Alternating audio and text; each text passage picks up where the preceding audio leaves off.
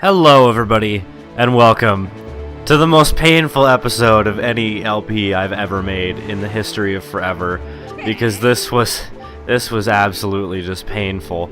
Welcome back to Wind Waker HD. So this is going to be a slightly different episode than most of the other ones that I've done, mostly because there's going to be a cut about every 15 seconds. And trust me, that's a pretty consistent thing throughout the episode. So we are going around the world, and we are going to go and collect all the map fish. Now, why are we doing this? I have no idea. This was the stupidest thing I think I've ever done for an LP, because it was just, honestly, it was just painful, and you don't really get that much out of it. These fish do give you some cool little tips. Like, for example, they'll tell you where certain quest items are for later in the game, or like how to advance the plot or something like that, and they'll give you like little hints as to little things you can do in the game. Like I found out by one of these fish that apparently you can turn really sharply by jumping and then holding the control stick in one of the directions, which I didn't know before. I thought that jumping was only useful for, hey look, I'm a boat, I could fucking jump, for no reason. But yeah, they do give some helpful hints, and you can look at them anytime after you've gotten the map fish from any of the areas by pressing X while looking at the map screen. I do sort of show that off at the end of the episode, but I mean, most of these hints aren't terribly useful. I just left them in. Like, I'm not going to read them out loud because, I don't know, you can read. But if you do want to read them, you're more than welcome to. Most of these hints I don't find terribly helpful anyways, because a lot of them say the exact same thing as other hints. But how is everybody today? Today is, what is today? Today is Saturday, November 9th, and I got caught in a ditch in the mountains yesterday. I was going skiing for the first time over the year, and on my way there, it started to snow really heavily, and I didn't realize that while I was driving, like, I changed my tires, like, last week or something like that, and I never bothered to check the tire pressure because every time I do, it's always fine, so I kind of assumed, like, oh yeah, it's fine this year. It wasn't. I had my tire pressure, one of my tires was at 18 psi, two of them were at 20, and the other one was at 32, so there's like a real big imbalance there, and I was essentially driving on 3 flat tires, and one normally inflated one, because I'm supposed to inflate them 32 psi just based on the weight of my vehicle. And because of this, like, when it was snowing a lot, in 3 of the wheels, there wasn't enough pressure by the wheel to keep snow from building up in my wheel wells. So as a result, the snow just built up until my tires couldn't spin anymore. So I had one tire in the back that was spinning properly, and the other ones weren't, so they were just like sitting there. And my car is a front wheel drive, so I mean, it doesn't really help if your back wheels can spin. In fact, that's probably worse. I'm not really too sure. By the way, if you talk to the boat, he'll essentially tell you right now, like, be super impatient. We need to go to the Tower of the Gods right now. Oh my god. You need to advance the plot. What the hell? But we actually hit a patch of ice basically as soon as my wheels couldn't spin anymore, and spun right off the road at about 130k in a 90 zone, because I was speeding. Yeah, I know, I was speeding, I was bad, whatever. But I actually managed to, like, okay, there was a barrier to my right, and there was a ditch to my left, which, it was a divided highway, thank God, and there was nobody around us, thank God. So I actually managed to thread the needle in between 2 of the posts that were on the highway. Like, I'll show you a picture of what it looked like, and it was like, I got my car really stuck because I had 3 flat tires again. Luckily 2 people pulled over and they helped us out. It was 2 girls, so one of them I just gave the keys to, and I'm like, here, can you drive and I'll push or whatever. And yeah, we managed to get out of there, and it took like a half hour to get out. 25 minutes of that was when we weren't getting helped, and like, people, I don't get it. I'm standing outside my car, like, trying to push it to get out, and like, nobody stops to even be like, hey, do you need some help or anything like that. Like, two really nice people managed to stop, and I was very thankful for that. But I mean, whenever I see somebody just like trying to push a vehicle and it's like not working for them, I always get out and I always stop, and every single time I try and help them the best I can. I mean, sometimes there's not really too much you can do, because like, what if the guy's driving like a Hummer or a Semi and it's like, well, I'm stuck. There's nothing you can do to help that. You just gotta sort of tell them like, wait for a tow truck, because your vehicle's too big, you're not gonna be able to push it out properly. But whatever. I was very thankful that we did get help, and it was very nice. And I did manage to go skiing for most of the day too. Like, the place opened at 9, we got there at 10, so we got a crappy parking spot and we had to hike like super far in. But you know, I had lots of fun, so it was definitely worth it in the long run.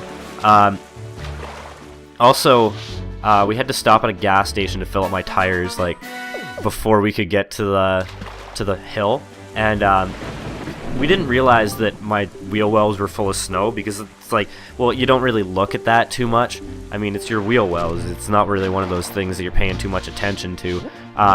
But after we got out of the ditch, like, my tires still weren't spinning, and it was like, well, what the hell? I was skidding all over the road.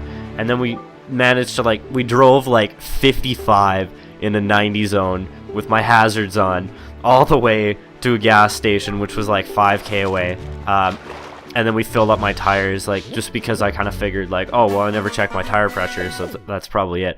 And yeah, sure enough, that was most of the problem. But as we were driving back in the afternoon at around like 3 or 4 or something like that, I was still driving, and my car started shaking like mad, like back and forth. It was just like,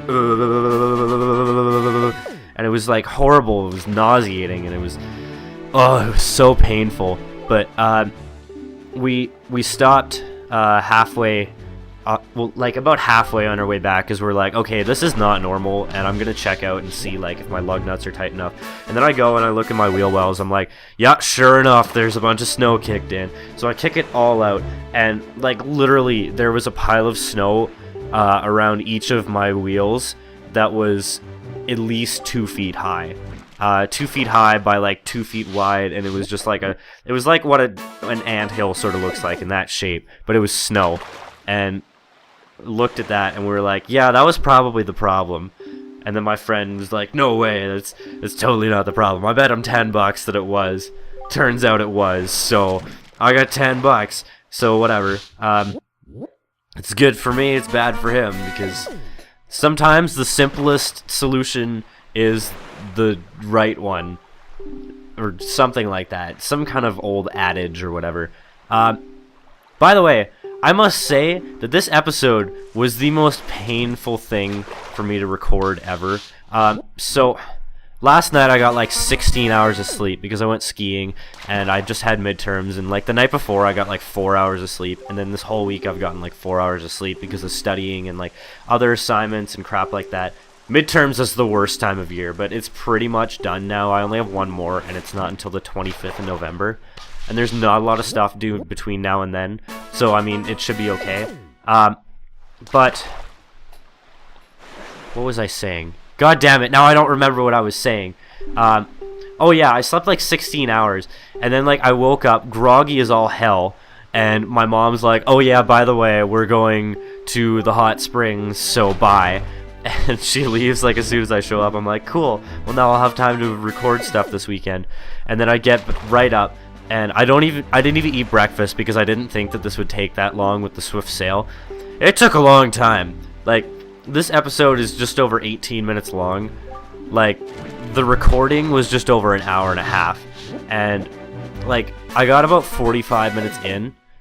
And, like, this isn't including, like, stopping. But, well, like, the hour and a half is not including stopping. But I got about 45 minutes in. I had to stop the recording and just, like, go and eat some breakfast because I was starving. Because I thought I'd be able to do this, like, super quickly.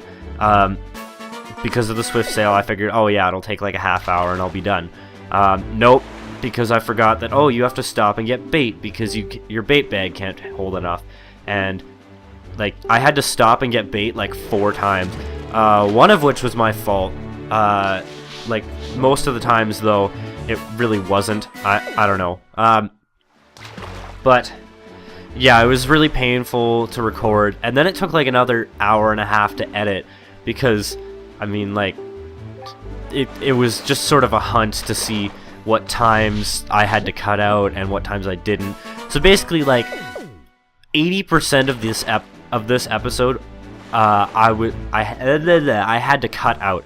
Like, almost exactly 80% of this episode I cut out, because I really doubt you want to see me wandering around the sea saying absolutely nothing, and that would be really boring. Also, sort of a benefit to getting the map earlier in the game is that if the game asks you, like, oh yeah, you need to go to this island, or if it gives you a hint like you need to go to the Tower of the Gods, you'll know exactly on the map where it is. So I mean, that's beneficial, but I mean, I have a guide, so it's really not that beneficial to me. It's more so for, like, your guys' sake, like the people watching it. Realistically, like, you can beat this game 100% without getting any of the map fish. Very easily, actually, because the game will pretty much tell you right where to go, just so long as you're, like, paying attention to all the subtle hints that it gives. Like, some of the stuff it tells you is pretty subtle. Like, all these fish keep talking about, like, triumph forks. That's gonna become important quite later in the game. And I've actually decided that, just in light of how long this has taken, I'm gonna save the world exploration until after the Wind and Earth temples, both of which I'm gonna be doing blind. One of which I will hopefully have some help with, assuming that I can get someone. We have like a spoken agreement, but I'm not really too sure if that is like still valid or anything like that, because I do take a long time to LP games, and I know other people don't. I know a lot of people, like, I know 2 people who go and they'll record, like, an entire LP in advance, or, like, several LPs in advance, just in case, like, something happens, like, they get really sick and they can't record. Like, similar things have happened to me, and I've generally just, like, toughed it out and just been like, oh, I got a cold, but I'm recording now, and it sounds awful. But, like, I would prefer to record when I'm healthy, if you know what I mean. I don't really know. Water is the greatest thing in the world, by the way. I got really dehydrated yesterday when I was skiing, because if you've ever been to a ski hill, water, like, getting a bottle of water is like $4, and I'm really cheap, mostly because I'm really broke. Like, I won't have enough money for any of the games that are coming out this year, like, A Link Between Worlds, Mario Party 3DS, or whatever it's called, Sonic Lost World I wanted to get, I haven't had enough money, Wonderful 101 I haven't gotten, but because I haven't had enough money, Super Mario 3D World, like, all of those I'm not going to have enough money to get until, like, April, so I'm kind of banking on, like, maybe I'll get one of them for Christmas or something like that, or for my birthday, because my birthday is, like, my birthday is within a month of Christmas. It's in January, but, I mean, my family's not too big on birthdays or Christmas or anything like that. Like, in the past, I've gotten some really cool gifts for Christmas. Like, I got a Game Boy Color and Pokemon Gold one year. That was really cool. Like, that was probably the best Christmas gift I've ever gotten. My sister got a DS one year. What else? I don't know. We got this, like, really cool race car set where you could make, like, custom tracks. Like, it was just a bunch of pieces, and it was, like, straight pieces, curved pieces. They had, like, a loop-de-loop and stuff like that. And it was really cool because you could build your own track, and just race cars however the hell you wanted. And me and my sister used to play that thing all the time. And then I got a Game Boy Advance for Christmas one year, but I didn't have any games for it because my parents thought, like, oh, well, you have the old games, but this one's just got better graphics.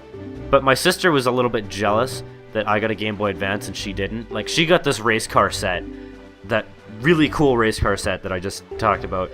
And then my parents were like, okay, well, we can't afford to get you both a race car set and a Game Boy, so you can choose. Like, you can keep the race car set, or you can go and get a Game Boy, or you can like share your brother's. And I was like okay with sharing my Game Boy as long as we got to keep the race car set, but my sister wanted her own because like she knew that Pokemon was coming out, like a new Pokemon game, and she was like, oh well, you're gonna want to play it and I want to play it at the same time, so like how are we gonna battle or trade or anything like that?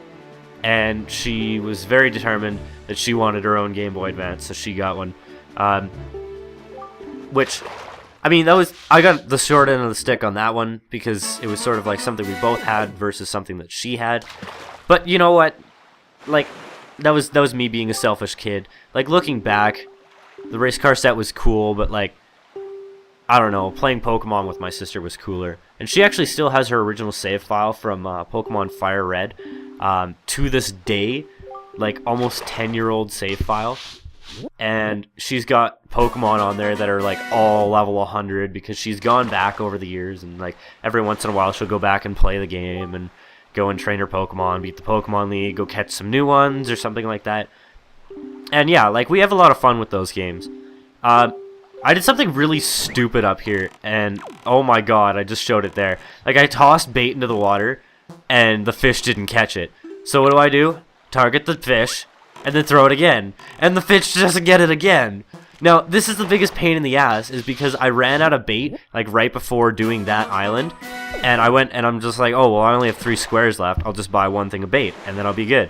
And then I wasted 2 of them on the way there, so I actually had to go into Dragon Roost Island, and I ran into this guy who's wandering around like, oh, well, how do I get up there? He was trying to deliver something, and honestly, I just couldn't figure out what to do, so I just sort of left it, and I'll probably show it later if I can find the guy again. But he showed up at Dragon Roost Island at night while the moon was like, I think the moon was full, I'm not too sure, I can't remember. We are coming up on the end of the episode here, and thank God, because this was a nightmare to record.